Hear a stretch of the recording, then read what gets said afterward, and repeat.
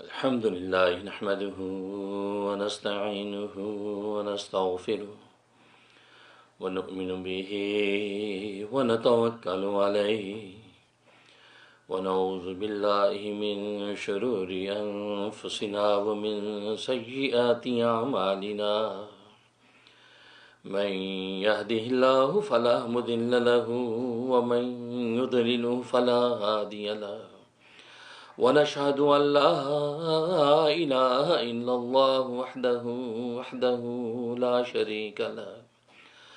شريك له ولا نظير له ولا مثل له ولا مثال له ونشهد أن سيدنا وسندنا وشفيعنا وشفيع أمرنا وحبيبنا وحبيب ربنا ومولانا محمدا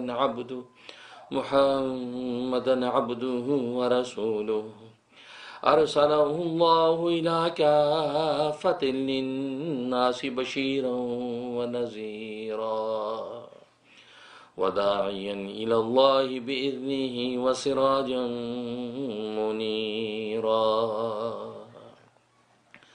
أما بعد فأعوذ بالله من الشيطان الرجيم بسم الله الرحمن الرحيم إن الصلاة تنهى عن الفحشاء والمنكر ولذكر الله أكبر والله يعلم ما تصنعون.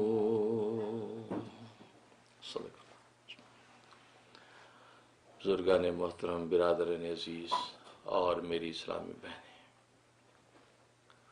اللہ تبارک و تعالی نے آسمان و زمین کی اس کائنات میں جو بھی چیز پیدا کی ہے اس کو جسم اور روح سے مرکب کیا ہے. ایک بنایا اس کا جسم اور ایک بنائی اس کی روح. گویا کہ ہر چیز جسم اور روح سے مرکب ہے. ایک اگر اس کی صورت بنائی ہے تو ایک بنائی اس کی حقیقت. ایک اگر اس کا ظاہر بنایا ہے تو ایک بنایا اس کا باطن. تو گویا کہ ہر چیز جسم اور روح سے مرکب ہے. جب تک جسم اور روح آپس میں ملے رہتے ہیں تو وہ چیز زندہ رہتی ہے. جب جسم سے روح الگ ہو جاتی ہے تو وہ چیز مر جاتی ہے. تو گویا کہ جسم اور روح کے اتصال کو حیات کہتے ہیں اور جسم اور روح کے انفقاق کو موت کہتے ہیں. اور یہ اصول جس طریقے سے تکوینی ہے، یعنی کائنات کی مادی چیزوں کے اندر کار فرما ہے، اسی طریقے سے یہ اصول تشریعی بھی ہے، یعنی روحانی عبادات کے اندر بھی یہی اصول چلتا ہے کہ اگر مادی کائنات کے اندر چیزوں کا ظاہر بنایا، ان کا ظاہری جو ہے جسم بنایا، تو اس کا باطن اور روح بھی پیدا کی ہے. اور اسی طریقے سے تشریع اور روحانی عبادات، ان عبادات کی اگر ایک ظاہری شکل بنائی ہے تو اسی طریقے سے ان کی ایک روح بھی بنائی ہے. تو گویا کہ تکوینی اور تشریع دونوں نظاموں کے اندر یہ اصول چلتا ہے کہ ہر چیز ظاہر اور باطن اور جسم اور روح سے مرکب ہے. اور عجیب بات یہ ہے کہ انسان یا انسان کے علاوہ ہر چیز یا تشریعی نظام کے اندر عبادات، ان میں سے ہر چیز کا ظاہر اور شکلیں تو الگ الگ بنائی ہیں، لیکن ان سب کی روح ایک ہی بنائی ہے. گویا کہ تکوینی نظام کے اندر جتنی چیزیں نظر آتی ہیں، اس لیے کہ تکوین کون سے ہے اور کون سے کائنات ہے، اور کائنات کے اندر جو مادی چیزیں ہمیں نظر آتی ہیں ان میں سے ہر چیز کی شکل دوسرے سے مختلف دکھائی دیتی ہے. آسمان کی اپنی وسعتیں اور بلندیاں ہیں، زمین کا اپنا ایک رنگ ڈھنگ ہے، دریاؤں کی روانی کی اپنی ایک شکل و صورت ہے، آبشاروں کا اپنا ایک رنگ ڈھنگ ہے، گویا کہ لہلاتی فصلوں کی اپنی ایک شکل و صورت ہے، اور پھل فروٹ سبزیوں اور اناج کا اپنا ایک رنگ ڈھنگ ہے. گویا کہ ایک پھل بھی شکل و صورت میں دوسرے سے مشابہ نہیں ہوتا. سیب کی اپنی ایک صورت ہے، انار کی اپنی ایک شکل ہے، پانی کا اپنا ایک رنگ ہے، इसी तरीके से हवा का अपना एक रंग है। तो गोया कि मादी जितनी चीज़ें हमें नजर आती हैं उनमें से हर एक की शक्ल व सूरत जुदा जुदा है, लेकिन इन सब की रूह एक ही चीज़ है। और इसी तरीके से तशरीह निज़ाम में रूहानी इबादत, उनकी शक्लें अलग अलग नज़र आती हैं। नमाज की अपनी एक हैयत क़ज़ाई है कि कभी क़याम नज़र आता है, कभी रुकू में जाता है, कभी सजदे में गिरता है, कभी तशहुद में बैठता है, कभी दाएं सलाम फेरता है, कभी बाएं सलाम फेरता है। तो ये नमाज की एक ज़ाहिरी शक्ल सूरत है। और रोज़े को लें तो रोज़े की अपनी एक शक्ल सूरत है कि सुबह से शाम तक इंसान अल्लाह के लिए भूखा और प्यासा नज़र आता है। ज़कात लेन देन का एक मामला है, उसकी अपनी एक हैयत क़ज़ाई है। हज की अपनी एक हैयत क़ज़ाई है कि दो अंसीरी एहराम की चादर लपेट कर लब्बैक अल्लाहुम्मा लब्बैक लब्बैक ला शरीक लक लब्बैक इन्नल हम्दा व नेमता लक वल मुल्क ला शरीक लक, ये कहता हुआ इंसान अल्लाह तबारक व तआला के घर की तरफ दौड़ता है। तो देखा हर इबादत का रंग ढंग दूसरे से जुदा है, लेकिन इन सब की रूह एक ही चीज़ है। तो गोया कि मादी चीज़ें हों या रूहानी इबादतें हों, उन सब की रूह अल्लाह तबारक व तआला ने एक ही रखी है। और वो रूह क्या है? वो अल्लाह तबारक व तआला का जिक्र है। गोया कि मादी चीज़ों की भी रूह अल्लाह का जिक्र, रूहानी इबादत की भी रूह अल्लाह का जिक्र। जब तक रूह उस चीज़ के अंदर कायम रहती है वो चीज़ जिंदा रहती है, और जब उसमें से रूह निकल जाती है यानी वो चीज़ अल्लाह के जिक्र छोड़ देती है तो गोया कि उस वक्त मौत तारी हो जाती है। यहाँ तक कि हदीस में आता है कि चलते रवा पानी ये अल्लाह का जिक्र करते हैं। जब तक ये अल्लाह का जिक्र करते रहते हैं, ये पाक रहते हैं, इनके अंदर निजास्तें डालते रहो, गंदगियाँ डालते रहो, गलास्तें डालते रहो, चलते पानी को वो निजास्तें नापाक नहीं कर सकती, इसलिए कि वो चलते पानी अल्लाह का जिक्र करते हैं। और जब तक वो अल्लाह के जिक्र के साथ वाबस्ता है तो वो जिंदा है, लिहाजा निजास्तें भी उनका कुछ नहीं बिगाड़ सकती, वो पाक है। चाचे आप मसला जानते कि चलता पानी पाक होता है, लेकिन जब वो अल्लाह का जिक्र उनका मुनक़ती हो जाता है, अल्लाह के जिक्र छोड़ देते हैं तो वो मर जाते हैं, गोया कि वो नापाक हो जाता है। इसी तरीके से फरमाया कि ये सब्ज़ लहलहाते दरख्त ये अल्लाह का जिक्र करते हैं। जब तक ये अल्लाह का जिक्र करते हैं ये जिंदा रहते हैं, ये सरसब्ज़ व शादाब रहते हैं। गोया कि इनकी सरसब्ज़ी शादाबी का मदार अल्लाह के जिक्र पर है। जब तक ये अल्लाह का जिक्र करते हैं ये सरसब्ज़ व शादाब रहते हैं, जब अल्लाह का जिक्र छोड़ देते हैं तो ये मर जाते हैं, लिहाजा ये सड़ जाते हैं, गल जाते हैं। तो देखो एक मादी चीज़ है, पूरा आलम नबातात है, जब तक अल्लाह का जिक्र करता वो जिंदा है, सरसब्ज़ व शादाब है, और जब अल्लाह का जिक्र उनका मुनक़ती हो जाता तो वो मर जाते। इसी तरीके से फरमाया कि दुनिया के अंदर जितनी भी मादी चीजें नजर आती हैं, यहां तक कि तिरमिज़ी की हदीस है, फरमाया कि जिस प्याले का किनारा टूट जाए, जिस प्याले का किनारा टूट जाए तो उसके अंदर पानी ना पियो, इसलिए कि वो किनारे का टूट जाना इस बात का इशारा है कि इस प्याले का अल्लाह का जिक्र मुनक़ती हो गया, गोया कि इस प्याले पर अल्लाह की मौत तारी हो चुकी है। अब अगर इसके अंदर पानी पियोगे तो उस मौत के जो आसार है वो तुम्हारे अंदर दाखिल हो जाएगा। लिहाजा टूटे हुए प्याले को तोड़कर फेंक दो, और अगर गुंजाइश नहीं तो एहतियात के साथ उसको इस्तेमाल करो। लेकिन शरीयत ने मसला बता दिया कि किनारा टूटा हुआ प्याला या गिलास उसका इस्तेमाल करना मकरूह है। एक तो आपके होंठों को तकलीफ पहुंचा सकता है, काट सकता है, और दूसरा चूंकि वो टूट गया है इसका मतलब ये अल्लाह का जिक्र इसका मुनक़ती हुआ। इसलिए हदीस में फरमाया कि बर्तन जब तक अल्लाह का जिक्र करता रहता है वो जिंदा रहता है, और जब वो अल्लाह का जिक्र उसका मुनक़ती हो जाता तो वो टूट जाता है। अब इससे अंदाजा करें कि ये मादी चीज़ें हमें नजर आती हैं, इन तमाम की तमाम चीज़ों की रूह अल्लाह का जिक्र।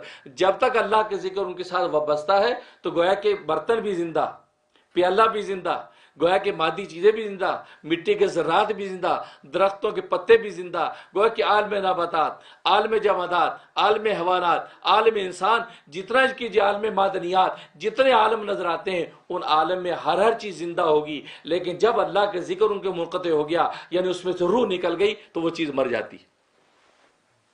बेनी इसी तरीके से अल्लाह ने जितनी तशरी निज़ाम के तहत इबादत लागू किए हैं उन तमाम रूहानी इबादत भी وہ اللہ کے ذکر پر موقوف ہیں. جب تک ان عبادتوں میں اللہ کا ذکر ہے، اللہ کا دھیان ہے، اللہ کی یاد ہے، تو وہ عبادت زندہ ہے، اور وہ زندہ عبادت اللہ تبارک و تعالیٰ کے یہاں پہنچتی ہے. جب زندہ عبادت اللہ کے یہاں پہنچتی ہے تو اجر کی مستحق ہو جاتی. لیکن اگر نماز تو ہے لیکن اللہ کا دھیان نہیں ہے، سجدہ تو ہے لیکن اللہ کے خیال نہیں ہے، رکوع تو ہے لیکن خدا کی پہچان نہیں ہے، سبحان اللہ کی تسبیح تو ہے لیکن سبحان ذات کے ساتھ دل وابستہ نہیں ہے، تو اب یہ نماز جب اللہ کے پاس پہنچتی ہے تو اللہ تبارک و تعالیٰ اس مردہ نماز کو میلے کپڑے کی طرح لپیٹ کے نمازی کے منہ پہ مار دیتے. کہا کہ اس نماز کی ضرورت نہیں، تم مردہ نمازیں ہمارے پاس بھیج رہے ہو، ہمیں مردہ کی نہیں بلکہ زندہ عبادتوں کی ضرورت ہے. تو مردہ عبادت منہ پہ ماری جا رہی. اس حدیث میں آتا ہے کہ جو نماز ایسے بے دہانی کے ساتھ، نہ اس کا رکوع اچھا، نہ اس کا سجدہ اچھا، نہ اس کا قیام اچھا، نہ اس میں تسبیحات، نہ اس میں خشوع و خضوع اور کسی قسم کا گدھان نہیں، کھڑا تو اللہ کے سامنے ہے اور دیکھتا غیر اللہ کو ہے. دیکھنا دل کی آنکھ سے اللہ کو تھا لیکن اللہ کو نہیں دیکھتا، بلکہ وہ غیر اللہ کی طرف نگاہ کیے ہوئے، اس کا دل و دماغ غیر اللہ کو سوچتا ہے. تو فرمایا کہ یہ نماز اللہ تبارک و تعالیٰ میلے کے کپڑے کی طرف لپیٹ کر اس نمازی کے منہ پہ مار دیتے. اور ایک حدیث میں فرمایا کہ وہ نماز بد دعا دیتی ہوئی آسمان کی طرف جاتی.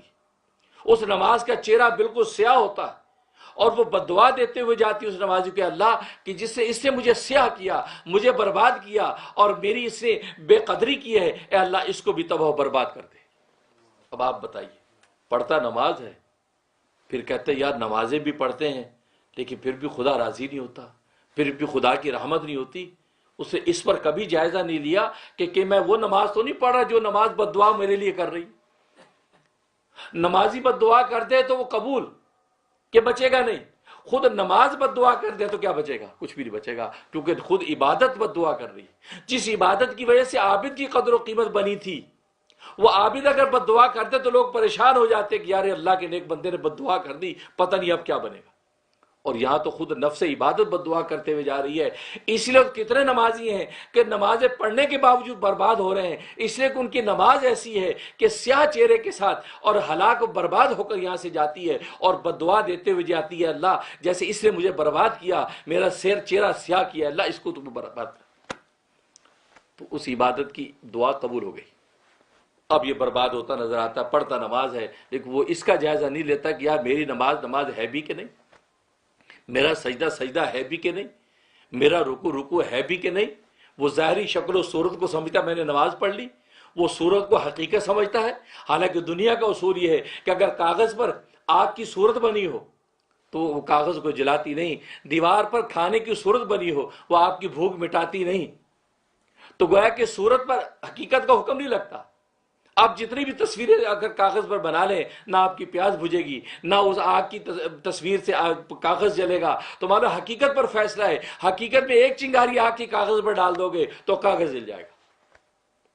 تو گویا کہ وہ ہماری نماز صورت نماز ہے. نماز کی صورتیں اللہ تبارک و تعالیٰ کے پاس بھیج رہے ہیں اور صورتوں پر حقیقتوں کو حکم نہیں لگتا. اس لیے اللہ تبارک و تعالیٰ اس نماز کا کوئی اجر نہیں دیتے.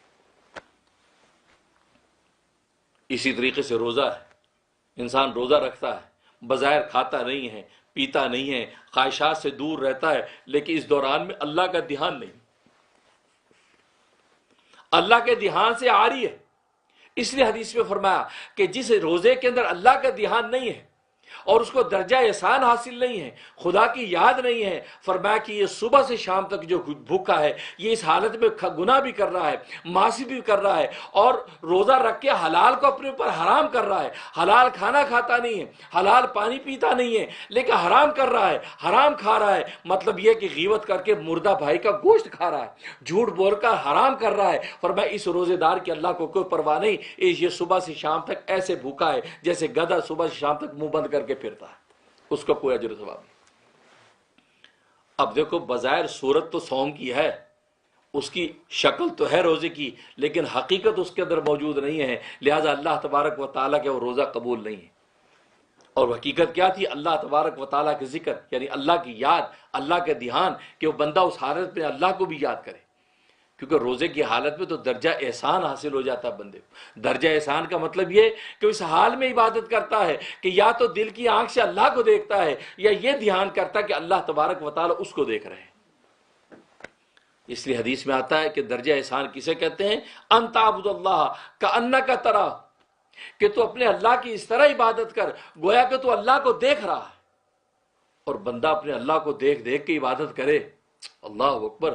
جس ذات نے ساری کائنات کو حسن بانٹے ہو، اس کے حسن کو یہ اپنی نگاہوں سے دیکھتا ہو، جس نے ساری کائنات کے اندر مٹھاس بانٹی ہو، جس سے شہد کو میٹھا بنایا ہو، جس سے پھلوں میں مٹھاس ڈالی ہو، اس کی اپنی مٹھاس کا کیا عالم ہوگا. یہ اس کو دیکھ دیکھ کر نماز پڑھے، اس کو دیکھ دیکھ کے روزہ رکھے، اس کو دیکھ دیکھ کر حج کے لبیک لبیک اللہم لبیک کہے، تو اب آپ اندازہ کریں اس عبادت کا کیا عالم ہوگا. یہی تو وہ عابد ہوگا کہ آسمان کے فرشتے بے قرار ہو کر زمین پر اتر آئیں گے اور اس عابد سے مصافحہ کریں گے، اس کے قدموں کے نیچے پر بچھائیں گے. تو دیکھیے روزہ ہے لیکن اس کی حقیقت جو اللہ کا ذکر اور دھیان نہیں ہے تو وہ روزہ اللہ تبارک و تعالیٰ کے قبول نہیں.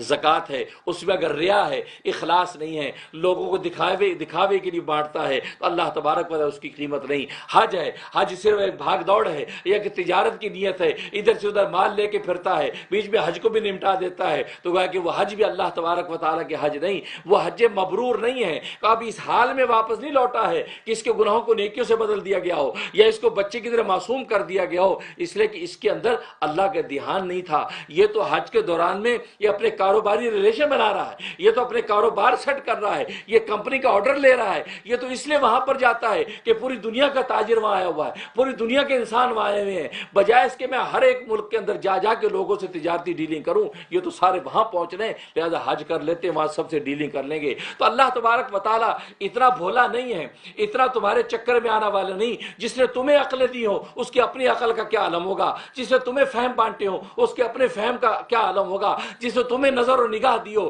اس کی اپنے نظر و نگاہ کا کیا عالم ہوگا، جسے اولیاء اللہ کو معرفت دی ہو اس کی اپنی معرفت کا کیا عالم ہوگا. وہ ایک ایک رنگ ڈھنگ ہمارا پہچانتا ہے، وہ سمجھتا ہے کہ یہ حاجی نہیں ہے، یہ تاجر ہے، یہ اس لیے آیا تھا کہ یہاں اپنے کاروبار کو پروموٹ کروں، یہاں اپنا کام کروں. تو اللہ تبارک و تعالیٰ بھی اس کو اسی طرح خالی ہاتھ لوٹاتا ہے، اس کے پلے میں کچھ نہیں، اس کو معصوم بچے کی طرح کر کے نہیں لوٹاتا بلکہ اور گناہ اس کی گردن پر ڈال کے بھیجتا ہے کہ تو نے میری اس عبادت کی اور میرے گھر میں آنے کی ناقدری کی.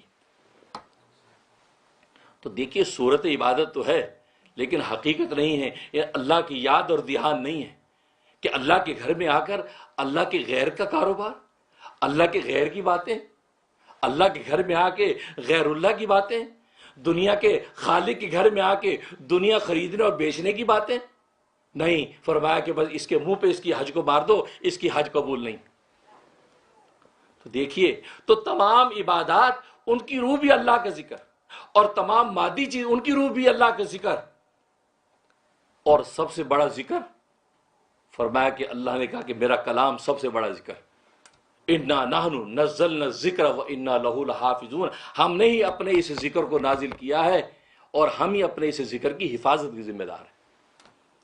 تو گویا کہ لا الہ الا اللہ کا بھی ذکر ہے، سبحان اللہ کا ذکر ہے، لا حول ولا قوت الا باللہ کا بھی ذکر ہے. اللہ نے کہا سب سے بڑا ذکر میری کتاب ہے، اللہ کا کلام سب سے بڑا ذکر، قرآن کریم کی تلاوت سب سے بڑا ذکر، جس کے اندر ساری کائنات کی ذکر اللہ نے سمو دی ہوں، وہ خود کتنا بڑا ذکر ہوگا. اس لیے فرمایا کہ اللہ کا کلام، اللہ نے کہا کہ میرا ذکر ہے.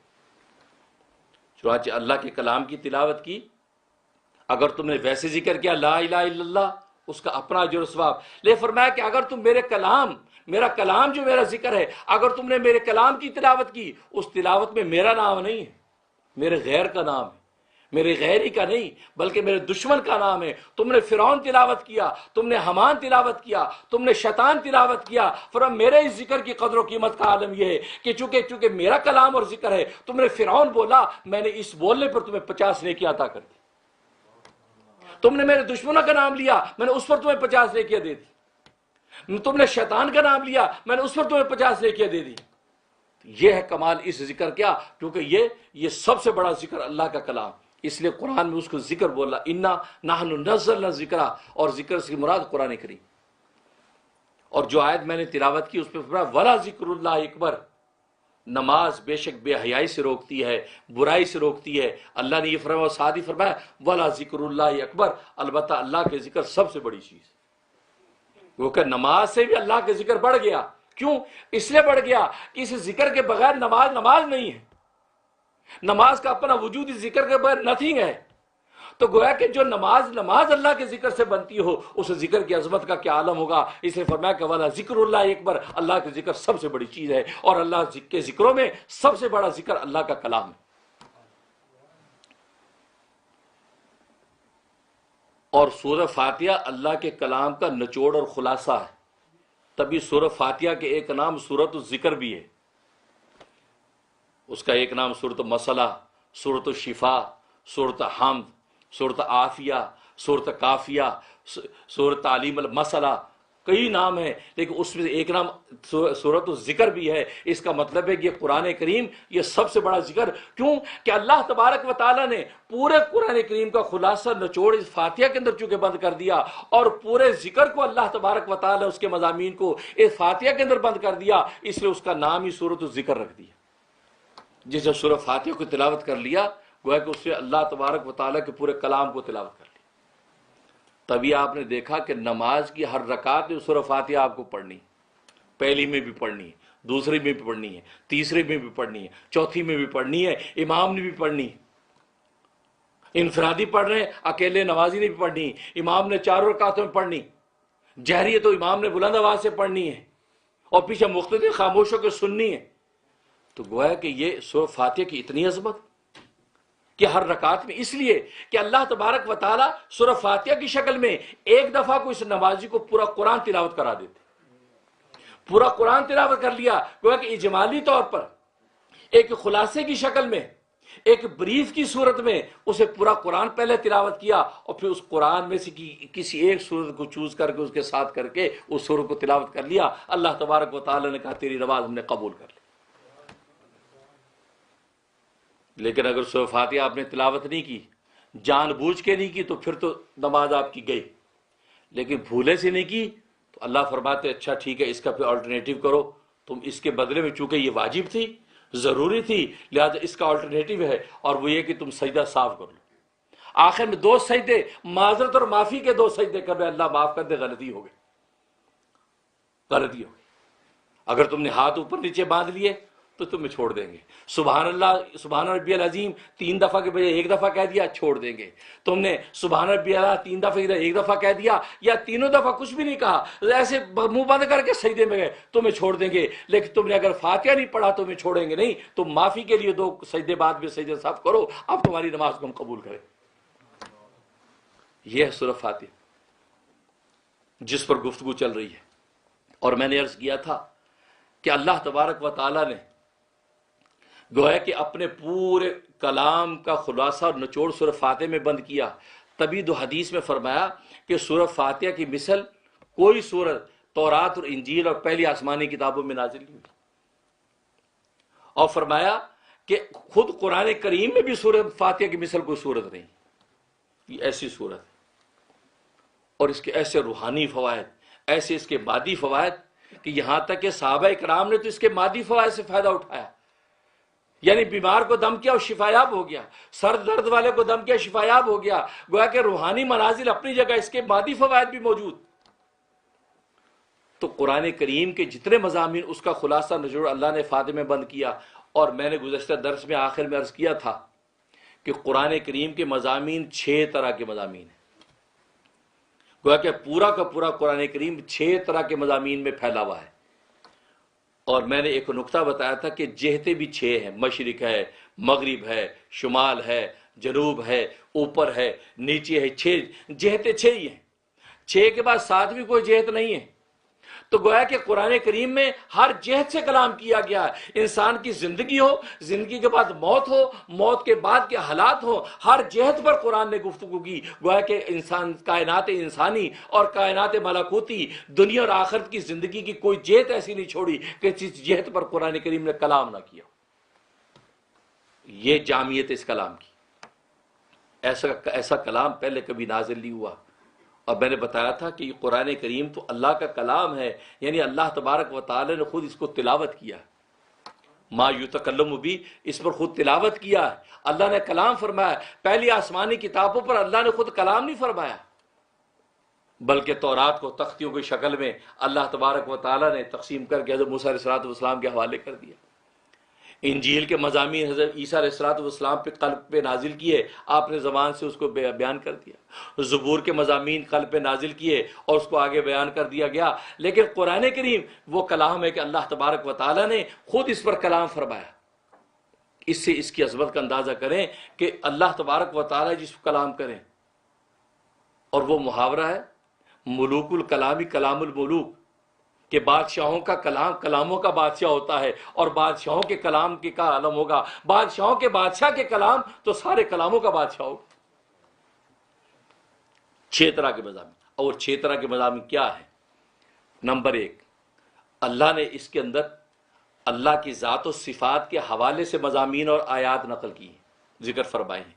اس میں اللہ کی ذات، اللہ کی صفات، اللہ کی معرفت، اس حوالے سے آیات و مضامین قرآن کریم کے اندر موجود ہیں، اور ہر پہلو سے اللہ تبارک و تعالی اپنی ذات و صفات کے حوالے سے آیات اس پہ نازل کی، جیسے اللہ لا الہ الا هو الحی القیوم۔ قل هو اللہ کے اندر فرمایا لم یلد ولم یولد ولم یکن لہ کفوا احد، اللہ اپنی ذات کو بتا رہے ہیں۔ قل هو اللہ احد اللہ الصمد لم یلد ولم یولد ولم یکن لہ کفوا احد، لا الہ الا انت سبحانک انی کنت من الظالمین۔ گویا کہ اللہ تبارک و تعالیٰ اپنی ذات و صفات کو نقل کر رہے ہیں، ذکر فرما رہے ہیں۔ تو اس طرح کے جتنے مضامین ہیں جس میں اللہ کی ذات و صفات کے حوالے سے گفتگو ہے، وہ سارے کے سارے مضامین کا نچوڑ و خلاصہ سورہ فاتحہ میں اللہ تبارک و تعالی نے شروع کی آیات میں نقل کر دیا۔ الحمدللہ رب العالمین الرحمن الرحیم، اس میں اللہ تبارک و تعالی اپنی ذات کا بھی ذکر کر دیا اور اپنی صفات کا بھی ذکر کر دیا۔ یہ ذکر کر کے گویا کہ اللہ تبارک و تعالی نے قرآن کریم کے آنے والے ان تمام مضامین کا نچوڑ و خلاصہ بیان کر دیا۔ گویا کہ بعد کے اللہ کی ذات و صفات کے حوالے سے بعد کے جتنے مضامین و آیات ہیں وہ اس الحمدللہ رب العالمین کی تشریح، تفسیر اور اس کی شرح ہے۔ اور اللہ سے دعا ہے کہ اللہ تبارک و تعالیٰ قبول و منظور فرمائے کہ اب تک سورہ فاتحہ کے حوالے سے جو ہم نے گفتگو کی ہے، اور آپ حضرات بھی اب تک کے جتنے ایپیسوڈ ہیں آپ یوٹیوب پہ جا کے، ہمارے جو رحم ٹی وی پہ جا کے اس کو سن لیں اچھی طرح شروع سے آخر تک، تاکہ فاتحہ کے حوالے سے اچھی بصیرت آپ کو حاصل ہو جائے۔ اس لیے کہ اب ایک نئی سورت شروع ہونے والی ہے، اور اس نئی سورت کی طرف جائیں گے تو وہاں جب مضامین ہوں تو آپ کو، تاکہ یہ پہلے سے مضامین آپ کے ذہن میں ہوں گے تو آگے جب نئے مضامین بیان ہوں گے تو آپ کو سمجھنا آسان ہو جائے۔ اللہ تبارک و تعالی عمل کرنے کی توفیق عطا فرمائے۔ وآخر دعوانا ان الحمدللہ رب العالمین۔